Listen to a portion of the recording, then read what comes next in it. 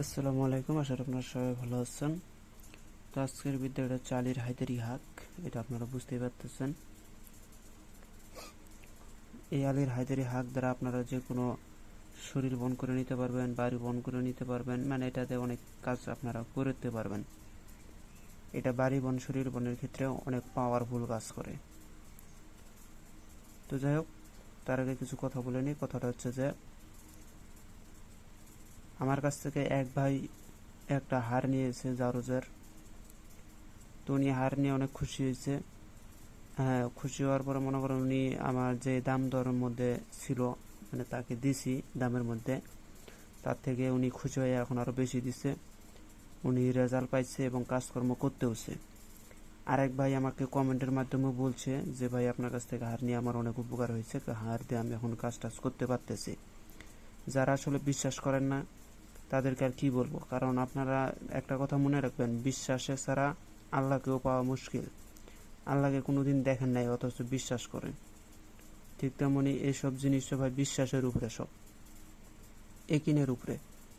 আপনার যদি বিশ্বাস থাকে অবশ্যই কিছু না কিছু পাবেন, আর যদি বিশ্বাস না থাকে তাহলে কিচ্ছুই পাবেন না। যদি আপনার কাছে হাজারটাও থাকে তারপরও কোনো কাজে আসবে না। আর আমার এক শিষ্য ঢাকার থেকে উনি 500 টাকা পাঠাইছে। উনি প্রায় প্রায় আমাকে 500 টাকা করে পাঠায় চা নাস্তা খাওয়ার জন্য। উনি ঢাকায় থাকে, ওনাকে আমি বাসায় আসার জন্য বলছিলাম, কেননা ওনার উপরে আমি খুশি হয়েছি। ওনাকে আমি আসার জন্য বলছিলাম, কিন্তু উনি বর্তমানে তো শহরের অবস্থা খারাপ, যার কারণে আসতে পারতেছে না। আরেকটা শিষ্য আমাকে হচ্ছে 1500 টাকা পাঠাইছে। ওনার বাড়ি হচ্ছে কুমিল্লা। কুমিল্লার থেকে উনি আমাকে 1500 টাকা পাঠাইছে। তো সবাই তার জন্য দোয়া করবেন।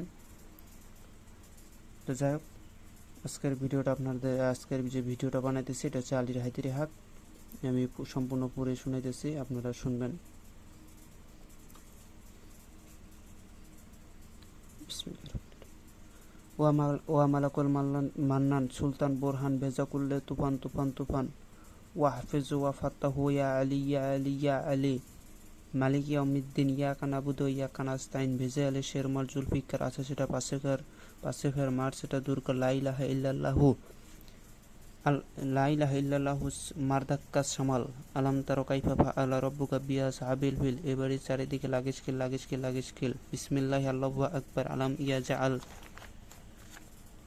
কাইদাহুম ফি তাদলিল ওয়া আরসালা আলাইহি তাইরান আবাবিল তারমিহিম বিহিজারতিম। স্বর্গের মর্তে উঠিল দিমদিম। এবারে চারিদিকে এবারে চারিকোণে গাড়িল প্রেক, স্বর্গের মর্তে উঠিল ঠেক লাগিল ঠেক। পাকের উপর ওহি পাক, সূর্যে থাকে ওহি লাখ, গজবে হোক হোসাবে হালাক। এবারে ওয়ালার উপরে যদি চড়াবো ঘাও, আল্লাহু আকবার নামের জোরে তোর হুলকুনিতে দিলু পাও। বাহাক্কে লা ইলাহা ইল্লাল্লাহু। স্ক্রিনশট মারেন।